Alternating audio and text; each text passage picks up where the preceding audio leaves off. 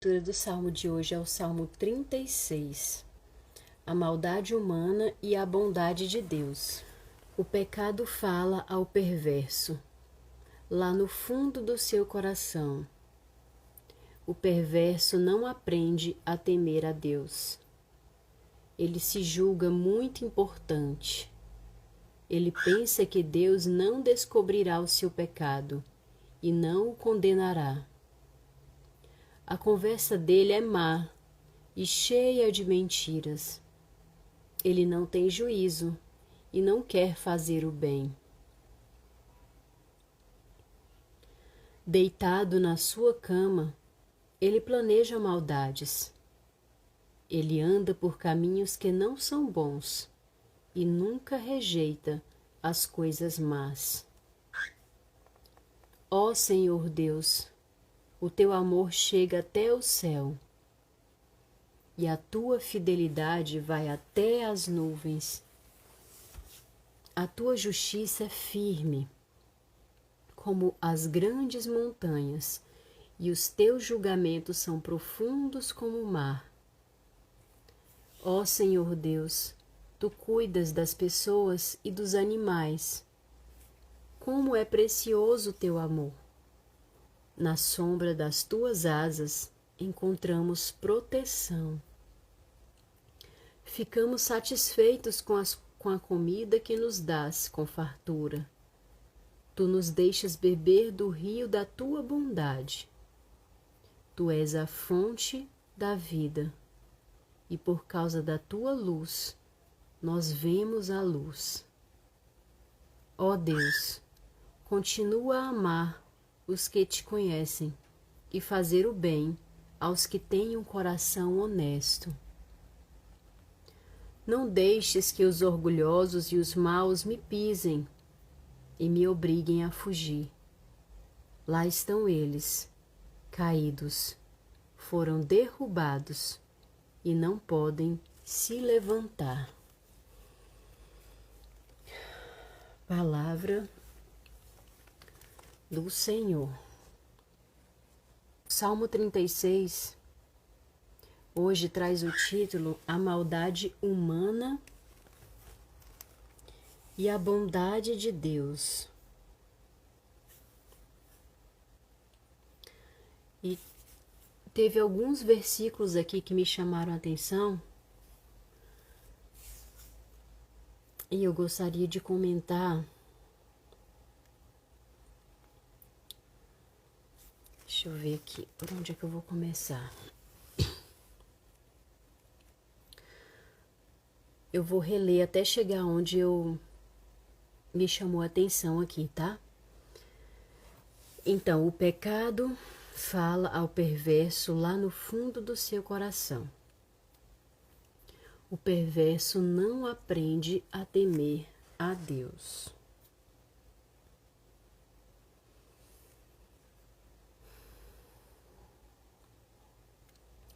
O que o versículo 2 me diz aqui hoje? Quando o pecado, quando as coisas que não agradam a Deus conseguem falar tão alto e mais alto dentro do nosso coração, isso já é um sinal. Um sinal de quê? De que não estamos preenchendo o nosso coração com coisas boas, com a presença do Pai. Lembra que todas as vezes que a gente inicia a oração, eu peço para que vocês façam silêncio, vão esvaziando a mente. Para quê? Para que vocês consigam retirar da mente de vocês pensamentos, sentimentos, lembranças, preocupações. E tirando, esvaziando esse espaço, vocês deixam um espaço vazio e aberto para que o Senhor possa entrar. Então, quando esse versículo fala, quando ele traz que o pecado fala ao perverso lá no fundo do seu coração, vocês imaginem o quanto essa mente, o quanto esse coração está cheio de sentimentos ruins, de pensamentos negativos, de lembranças negativas também. Então, quanto mais nós praticarmos momentos como esse, que podem até por muitas vezes parecer que não tem muito efeito, e no início é assim. Às vezes a gente fica pensando assim, nossa, eu oro, e quanto mais eu oro, mais assombração me aparece, né? Tem um ditado que fala isso. Mas e você, se você não orar? Se você não buscar? Você acredita que de fato vai ser melhor? Então, o perverso aqui, quando ele traz essa palavra perverso, é aquela pessoa sem juízo, com pouca sabedoria, com pouco discernimento. E essa pessoa, ela não aprende com os erros do passado. Ela não aprende com os outros. Ela se julga muito importante e pensa que Deus não descobrirá o seu pecado.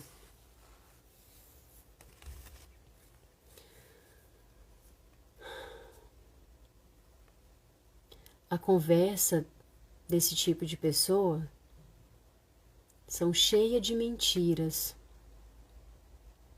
E o salmista fala aqui no versículo 4, ela não tem juízo. Foi o que eu falei aqui no início do versículo 2, né? O que Jesus diz para mim, o que seria essa pessoa perversa, né?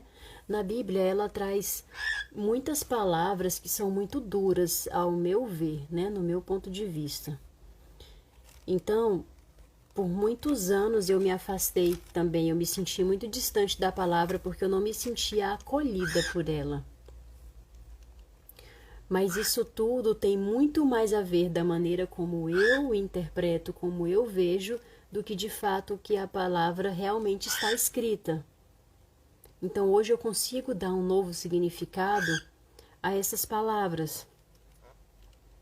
Então o perverso para mim é essa pessoa sem juízo, essa pessoa que não tem sabedoria, que não busca sabedoria e não quer fazer o bem. E aqui no versículo 5 ele fala que esse tipo de pessoas anda por caminhos que não são bons e não faz boas escolhas. O temor, aliás, o teu amor, o amor de Deus, chega até o céu e a tua fidelidade vai até as nuvens. Então, independente da nossa maldade, né, do nosso pecado, das nossas más atitudes, dos nossos maus comportamentos às vezes, o Senhor é tão bondoso, Ele é tão misericordioso que Ele nos alcança. Não somos nós que nos tornamos grandes o suficientes para chegar até Ele, não. É Ele que se faz tão pequeno, tão humilde e tão simples que vem até nós, Ele vem ao nosso encontro. Tamanho é o seu amor e sua misericórdia. O Walter partilhou aqui o versículo 10. Porque contigo está a fonte da vida, e através da tua luz vemos luz. Esse versículo aqui é maravilhoso. Ele me chamou a atenção também, Walter. Por causa da tua luz, nós vemos a luz. Eu gosto muito de usar o exemplo do barquinho, né? Para mim faz muito sentido. Estamos nós ali na nossa vida, no comando do nosso barco, dentro do nosso barco. E em volta desse barco existe todo um ambiente onde nós não temos nenhum poder de intercessão, de interferência. Então tem as águas, que eu não tenho poder sobre as águas. Existe o vento, eu não tenho poder algum sobre o vento. E lá na frente mais adiante, esse foco de luz, para mim é Cristo. E é por causa desse pequeno feixe de luz que eu vejo assim tão distante, é que eu consigo enxergar. Então eu digo assim que esse feixe de luz é como se fosse a nossa fé. É aquela frechinha de luz que a gente vê lá adiante, longe. Às vezes algo que você deseja tanto, que você quer tanto, parece tão distante e você só vê aquele pontinho de luz lá na frente. Mas não importa se é um feixe de luz, se é uma faísca de luz ou se é um farol inteiro que você enxerga. Não importa. O importante é que você não perca o foco desse olhar, aonde você quer chegar, atravessar o rio, chegar do outro lado da margem para ir de encontro com essa luz. E essa luz para mim é Cristo. E todas as vezes que eu consigo mirar nele, que eu mantenho o foco nele, lembra que eu falei ontem? Tudo que eu foco expande. Então, quanto mais eu me aproximar, quanto mais eu buscar essa luz, maior ela vai se tornar para mim. Então, essa luz, eu gosto de dizer que é o próprio Cristo. E a nossa fé que nos direciona até essa luz, para que nós sejamos, e o Senhor nos capacita, né, para que nós sejamos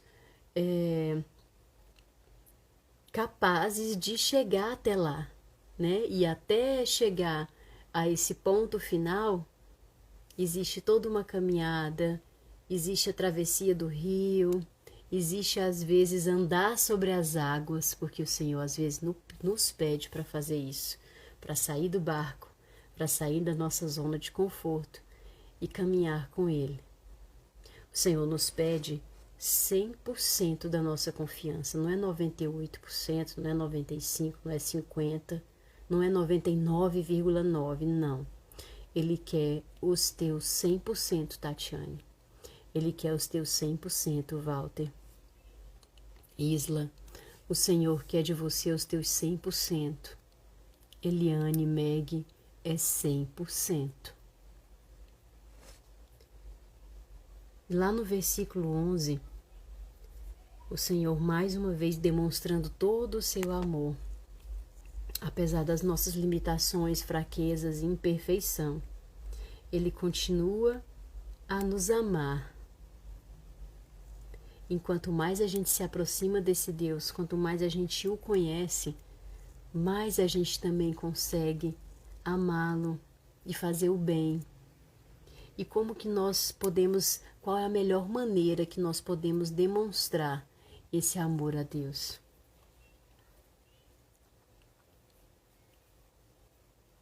Qual será a maneira que Deus gostaria que nós demonstrássemos esse amor a Ele?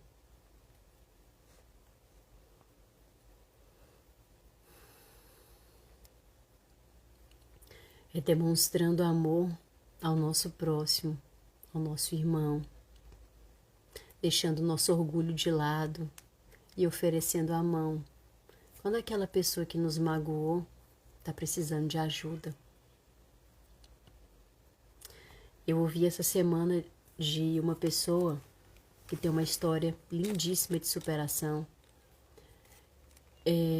falando que provavelmente foi filho de um abuso, que a mãe o abandonou, e hoje ele dedica a vida dele a cuidar de outras pessoas. A história dele é muito forte, mas também existe um propósito tão proporcional à história dele. E hoje o olhar dele é muito diferente com relação ao outro.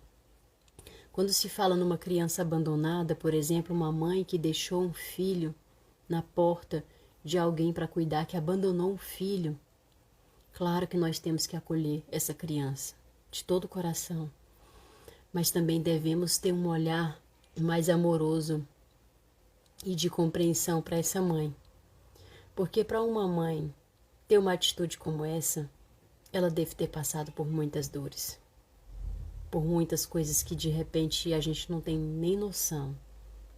Então, o que Jesus faria numa situação dessas? Ele acolheria o bebê e acolheria a mãe. E geralmente o que nós fazemos? Julgamos, criticamos, apontamos. E estou trazendo aqui uma história que me veio na cabeça, um insight, mas quantas vezes você olhou para uma pessoa e a julgou apenas por um comportamento que ela teve naquele momento, uma palavra que ela disse, ou por ela ser amiga ou amigo de uma pessoa que você não admira? Meus amados,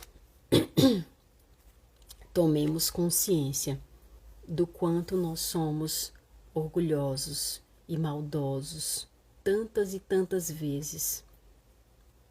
Então, essa nossa busca, essa nossa caminhada, ela está muito e diretamente relacionada, de fato, ao que nós temos aqui dentro. Nós temos um desejo tão grande de ajudar o outro, que o outro mude, que o outro se transforme, que o outro tenha outra vida. Mas o que eu percebi, falando de mim mesma,